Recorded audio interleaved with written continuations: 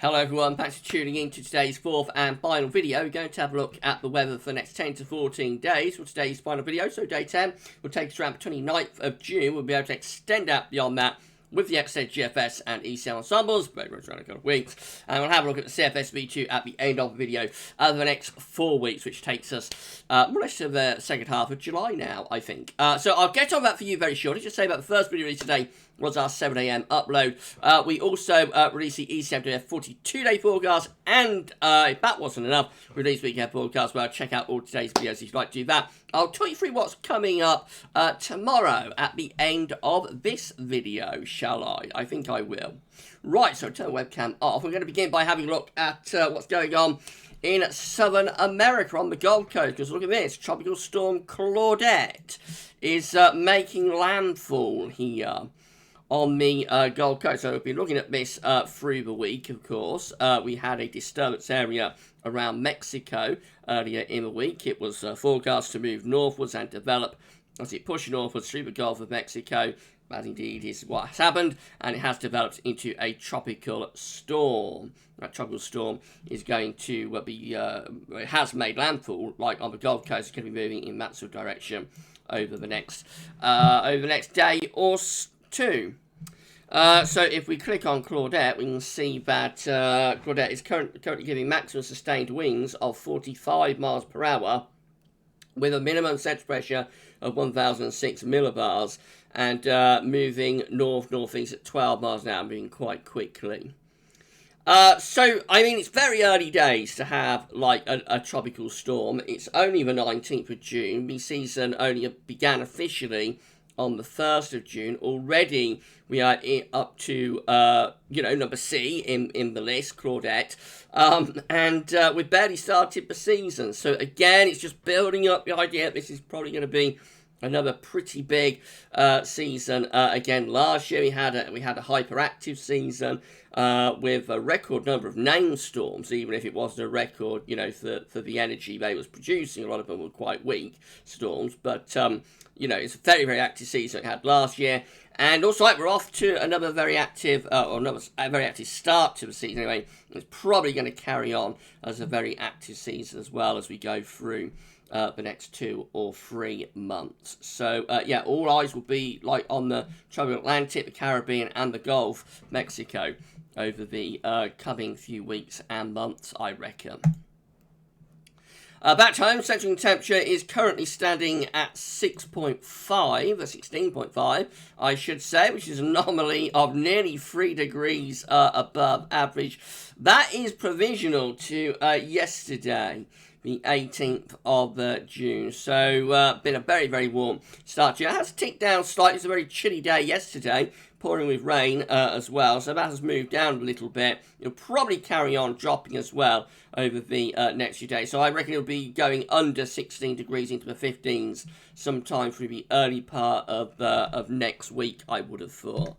But certainly a very, very warm first half to June, definitely. These were GFS upper air temperature and precipitation ensembles for the next couple of weeks. Look at Leeds today. Red line is a 30-year upper air temperature average for Leeds. You can see we are actually a little bit below average now through the next few days. So that's the reason CET will carry on falling, I think, into the early part of next week. From around the middle of next week onwards, it looks like the upper air temperature is beginning to lift back up again. Could go quite warm as we move into the end of next week. For a time anyway. There is quite a bit of scatter in there though, so we have got these warm ensemble members up here, but we have got cooler ensemble members down there, so we are offsetting one another a little bit, but overall it looks generally average, just slightly warmer than average really, as we go into the final week of June, and possibly lasting into the first week of July as well. Nothing overly dramatic going on with the temperatures, but probably a little bit above average for the final week of June. Should round off what will be a very warm month overall. Precipitation-wise, regular precipitation spike, so it's not going to be anywhere near as dry as it has been. There will be showers coming through at times. Also drier interludes, it has to be said. It's not going to be a complete washout, but certainly showers will come through at times. And temperatures, after a cooler few days, will recover by the middle of next week, I think. Temperature anomalies on the 19th, 27th of June going to be a little bit below average, so a bit on the cool and average side in the week. Precipitation anomalies from the 19th to 27th of June. Dry and average through central and northern parts of the UK and also into Ireland as well. But down across southern England, a little bit wetter than average still there with the anomaly.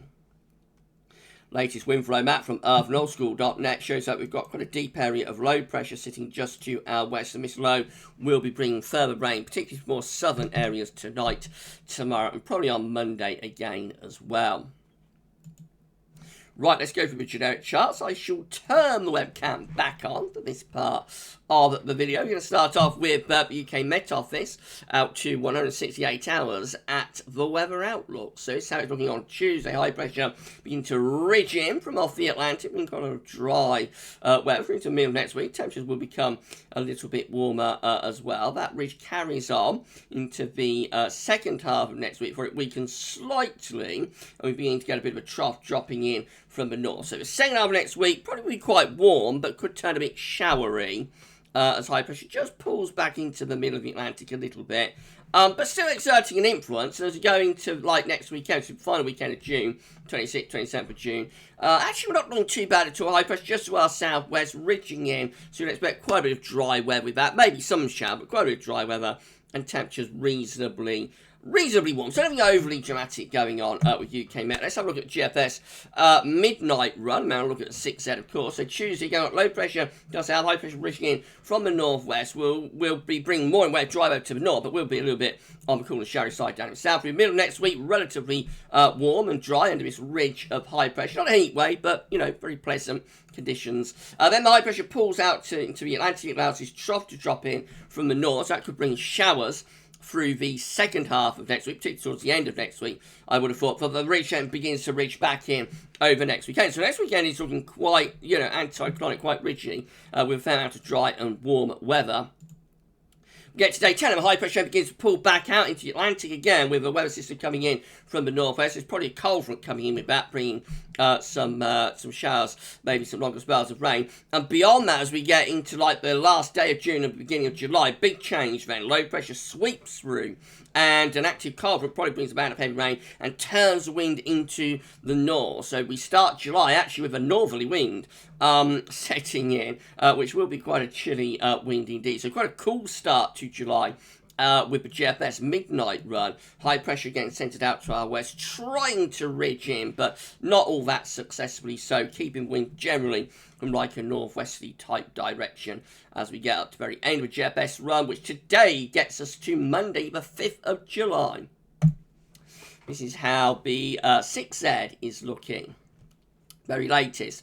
So again, we've had this ridge building in from the Atlantic on Tuesday. Should bring a relatively dry and warmish sort of middle part to next week. Then the ridge pulls out to our west, allows this trough to drop down from the north. Second half next week will be showers and possibly some longer spells of rain coming through into the second half of next week. Quite cool as well. Into next weekend, the ridge re-exerts itself back in from the west, brings a reasonable amount of dry and quite warm weather into the closing days of the month. That's got us up to day 10, which is Tuesday the 29th of June. Again, not looking too bad. Ridge building in from west, originally centred to our west, so not a heat wave because we bring the wind in off the Atlantic. Remember, the Atlantic in summer is actually a cooler wind direction than like easterly winds. Westerlies are cooler in summer than easterly winds. It's the opposite in winter.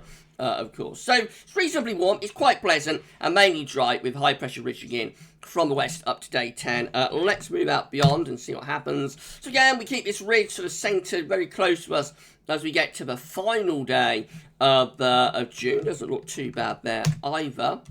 And into the beginning of July, not the northerly, but midnight run was showing, actually just like a flat sort of westerly type flow, mainly dry and probably quite warm in the south. Temperature could be up to like the mid-20s Celsius with that anyway, so very pleasant. High pressure strengthening even further actually as we move up into the very extended range of the GFS 6M. So quite a bit of dry weather coming through on this GFS 6Z run, with high pressure taking over through the early part of July. Yeah, just emphasising the uncertainty that we've got at the moment between, you know, the GFS runs and all the other model outputs. So by the time we get to the very end of this GFS 6Z run, which is Monday the 5th of July, we're actually centred under an area of high pressure. Obviously, that's a dry and possibly really quite warm or even a hot sort of scenario that's beginning to set up there. So maybe into a bit of a heat wave by the time we get through to the first week of July. Completely at odds with what the midnight run was showing. Let's remember that. So, you know, from one run to another, we've got a completely different scenario here for early July, telling us that confidence is low. But there we go. We've got one GFS run so far today going for quite cool showery weather through the early part of July. We've got another GFS run showing like possible heat wave beginning to set up through the early part of July. So it remains to be seen, doesn't it? See what GEM is doing. So again, the ridge extending in from the Atlantic on Tuesday brings us mainly dry and fine weather through the middle part of next week. Then the ridge pulls out to west, beginning to drop its trough in from the north towards the end of next week. That will turn it more showery and will be a bit on the cool side as well. And then the GEM keeps that trough hanging around. In fact, develops it into an area of low pressure, an area of low, as we move to days 9 and 10. So GEM is actually quite unsettled with a fair amount of at least showers, if not longer spells of rain, particularly for southern and western areas. It is trying to build up a Scandinavian high and get wind into like a hot southeasterly. But as it is up to day 10, the GEM is quite unsettled and relatively cool from late next week onwards. We've got the ECM WF as well. If you're enjoying this video, please smash your like button by the way. Make sure to subscribe to the channel. Thank you so much, everybody, for doing that. Drop a comment on our video, let us know what you think. So, we've got the ECM again extending in the ridge on Tuesday. That ridge hanging around through the middle part of next week before again it pulls out to the west. This trough drops in from the north, bringing showers, if not some longer spells of rain. We're under like a trough of low pressure through the end of next week, so that looks rather cool and showery into next weekend, actually. Still that low hanging around as we get into Sunday. So next weekend, the ECM actually looks quite unsettled. Not much of a weekend. In fact, it deepens. Look at that, it deepens that low right over the country. That's quite unusual for that to happen, but it deepens the low over the country. So by Monday, the 28th of June, that low has actually developed into a double. Let's go back and follow that through. So it starts off on Friday just as like a trough dropping in from the north, which will bring showers and a drop in temperature. We're under like a shallow trough type thing on Saturday that presumably has showers, if not some long spells of rain associated with it. But the trough then sort of slips down into England and Wales on Sunday. I mean, it really sort of winds itself up and develops and pushes back northwards again through the course of next Sunday to midnight 28th of June. So we've actually got a bit of a dartboard there sitting over top of the country by day 9, which is a little bit unusual for that to happen. And day 10 still unsettled, below pressure by 29th of June is beginning to move into the North Sea, but still cool and unsettled and showery. Out of all model output, I think the ECM is the most unsettled today. So let's have a look at the precipitation forecast based on that ECM. We've got more rain coming up from the south tonight, so that's going to give us a wet start in places to tomorrow morning, but most of that should clear away. It'll be a drying up sort of day in many areas tomorrow, although some showery areas of rain will continue into the afternoon. Scotland and southern England, the primary focus for that. Then more wet weather flirting with the south as we go through into Monday before we begin to go drier for the middle part of next week, and then later next week in comes that trough start to drop in from the north, bringing showery rain into the north and west later next week and moving it southwards. And then, of course, we're into that unsettled weekend with that low pressure just sort of developing as it sits over top of the country. So you expect quite a lot of rain with that. Indeed, that's what it's showing, sort of areas of heavy rain rotating around that deepening area of low pressure over top of the country. By day 10, we're looking very unsettled still. The low pressure in the North Sea, showers and longer spells of rain. So we've got the GFS looking not too bad at all for next weekend. We've got the ECM looking a bit of a write-off for next weekend, and the GM is somewhere in between. So a lot of uncertainty from only like day 6 or 7, actually, with this. All down to that trough dropping in from the north around Thursday, Friday, and how much it develops. So we shall see about that. Right, let's go through the options on the table in the ECM ensembles. So these are the options that we've got on the table in the ECM ensembles today for day 10 by the Icelandic Met Office. Gets us to the 29th of June. We have 20 members of the ECM ensembles with high pressure to our north and trough sort of to our south. That does include the operational run as well. 20 have high pressure over Scandinavia, ridging to ridge out west. The trough is to our south and also to the north. That's trying to turn things drier and more settled. And 11 have high pressure pulled out into the Atlantic, low pressure to the north, and winds are in on a northwest-southeast alignment. In 2 weeks' time, these are the options that we've got. This gets us to the 4th of July. Let's do that. So, against the 4th of July, we have 21 members of the ECM ensembles with high pressure over and slight to the east of the country, mainly dry. With that one, quite warm as well. 16 with a trough of low pressure over top of the country. And 14 with low pressure just to our east, high pressure to the west. Winds are in from a north-northwest direction. Cool and unsettled. So,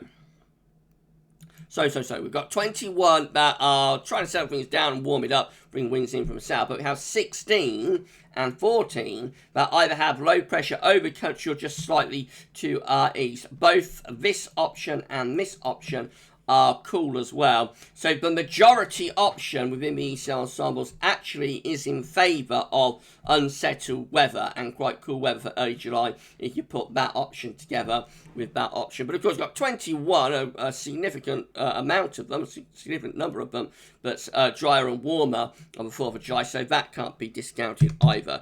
Just very, very, very uncertain at the moment for early July which way this is going to go.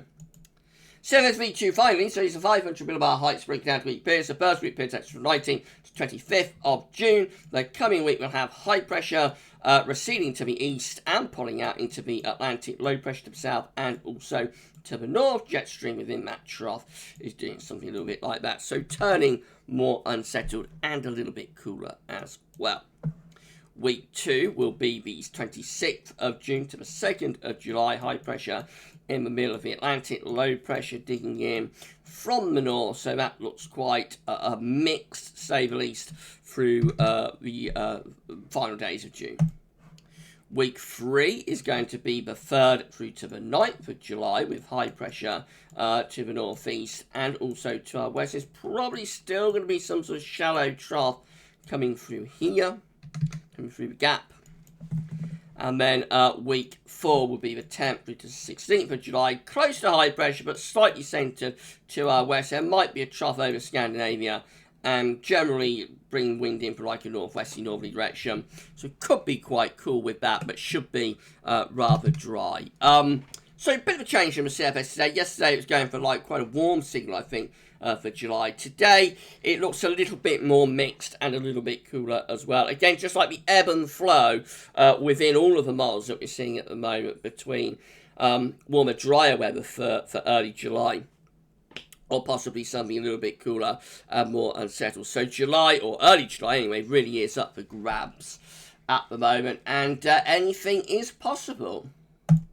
So we'll keep an eye on it, of course. Right, if you enjoyed the video, then please can you smash the like button. Make sure you subscribe to the channel. Thank you so much, everybody, for doing that. Tell your friends, family, everybody else to subscribe. Thank you so much for doing this for GavsWeatherVids. And drop a comment and let us know what you think. I reckon, I've not checked the sub count today, actually, but I reckon we've got to put on around another 17 to get to 12.3k. So we're very close to 12.3k subscribers now.